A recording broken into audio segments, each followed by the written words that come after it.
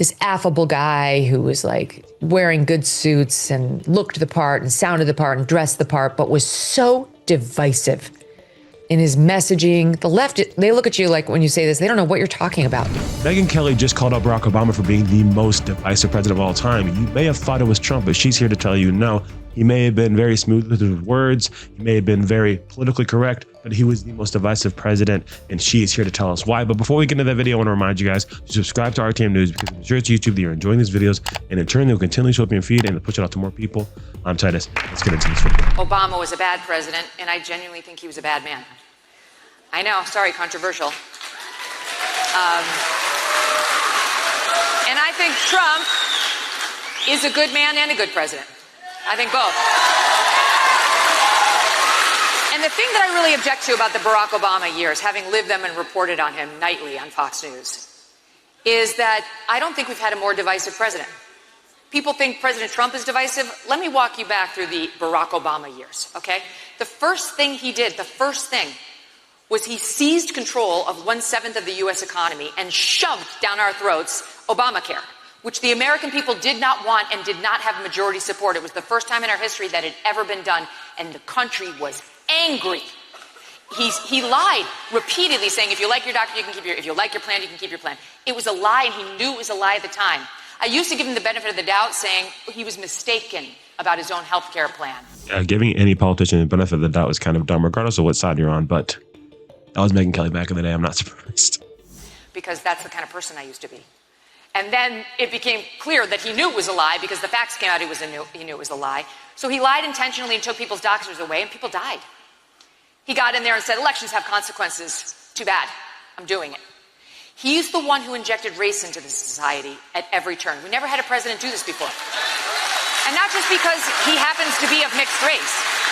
We never had a president take cases. It's actually so true, because there was like a study, there was a guy on The View, I don't remember his name, and he was talking about how race relations in America were actually very good. Like the races were uniting and they lived happily amongst each other, I guess. And the trend was going up, it was doing very well. And then when Obama got into office, it started to go down. Race relations got bad. They started making everything about race. Racism was a huge, massive thing, as if we were still in times of slavery. So yeah, that's actually, there's some validity to that. I think he played a part in that. I don't think he's obviously solely responsible. I don't think one person can be, but I think maybe he started something and some people took that and ran with it, because things have gotten crazy since then. Legal cases, and I was a lawyer, practiced law for 10 years before I went into journalism. Take legal cases that are in the news and comment on them in a way that's very provocative and stirs up anger, like the Trayvon Martin case. He's the one who made that a new practice of getting ahead of the evidence and dividing us on that issue. We could be here all night, but those are a couple of examples. So, okay, thank you. Thank you for coming and for the question. That's actually crazy when you think about it. Like, we are at a place where, I mean, what is it? Guilty until proven innocent. Something we do nowadays where it's like, there's no proof of something. I mean, something just came out the other day. There was a man who hung himself, right? Suicide, I believe, in Mississippi. And they assumed, people like took this story and ran with it, that he was lynched and hung by some white person. It was some racist act, when in reality, he hung himself. It was suicide. I think there's footage of it. He just didn't want to be here anymore, which is heartbreaking and terrible.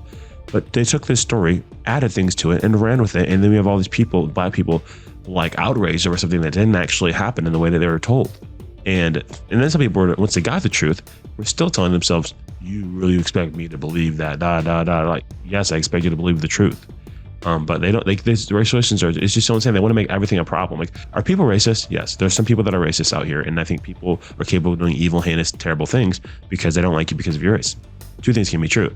And not everything is race related, and not everything should be focused on that. And when there's something that happens in the news and we don't have all the information, to immediately assume it's because race is a problem. We've been doing that for a while. And Megyn Kelly is saying here in this video that has something to do with the way Barack Obama would talk about race in his presidency. And there's so much truth to that. It's sad that we're still dealing with that because of some of the actions that he took in office, causing this unnecessary divide amongst races that just did not need to be there, that had been mending after so much trauma that we've been put through together as Americans. So anyways, I have another video I want to show you guys where she goes on this a continuous rant of Barack Obama and his terrible time as president. So let's check this out. We don't feel like ourselves. We haven't felt like ourselves in a while. And I'm sorry to get political, but I'm just going to be honest. We haven't felt like ourselves since Barack Obama. I just think he was such a slick snake. You know, he was this affable guy who was like wearing good suits and looked the part and sounded the part and dressed the part, but was so divisive in his messaging. The left, they look at you like when you say this, they don't know what you're talking about. It's like, because you don't pay attention to the other half of the country. You only pay attention to your absurd news sources, which spin and spin and spin to protect Democrats, especially if they're named Obama. He's the one who started to inject race where no one had been doing it. He's the one who started to use his pen and the phone to shove things down our throat that we didn't want. He's the one who shoved through an entitlement on our health care and our personal doctor visits that he promised he wouldn't mess with, and then he did, really hurting people, causing massive anger and open lies. He never missed an opportunity to twist the knife on the racial issue. He would do it subtly and in his own way, but it was very clear what he was doing. For the first time, we had a president who weighed in on legal cases before they'd played out. That's still crazy. Weighing in on legal cases, giving your opinion on something, kind of manipulating people to form their views based off your perspective that is based off evidence that hasn't been displayed or given yet.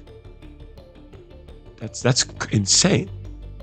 And he did that on a regular basis.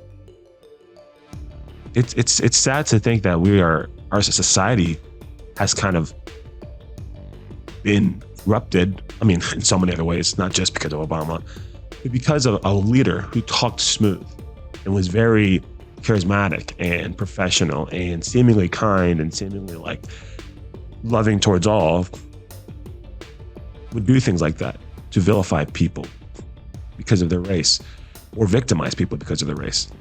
They're not saying it, saying it but not saying it. That's problematic. We never did that. That was a taboo that had never been crossed before him. And Donald Trump was the reason Barack Obama, reverse that. Barack Obama was the reason Donald Trump came about, that he was born as a political figure.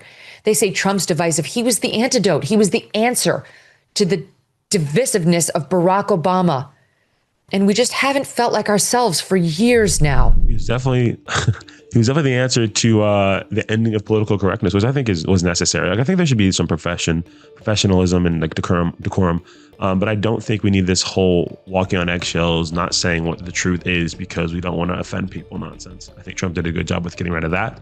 But yeah, Barack, you created some problems for us, man. And Megyn Kelly's not over it. And I think, this is kind of why you don't put your trust in any politician, right?